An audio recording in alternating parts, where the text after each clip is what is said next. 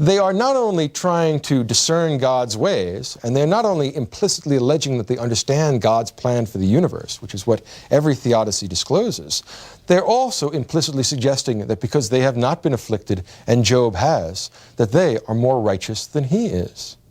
If we work on the assumption, which the three friends are assuming, that God sends things only for sufficient purposes, and that these sufficient purposes are discernible by human reason alone, well, then the fact that Job has his family killed, loses his possessions, and has these terrible diseases is prima facie evidence that Job is guilty of some great transgression.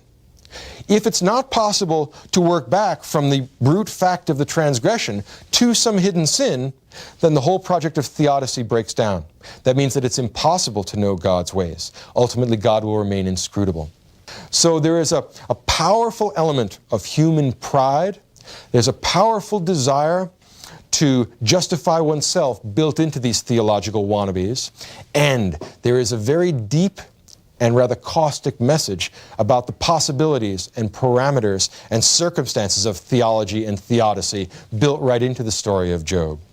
The failure of the three friends to construct an adequate theodicy, to comprehend thoroughly the mind of God, means that in the long run, it's not possible for any of us. None of us can justify ourselves in God's sight, and none of us can know God's inscrutable purposes for the world.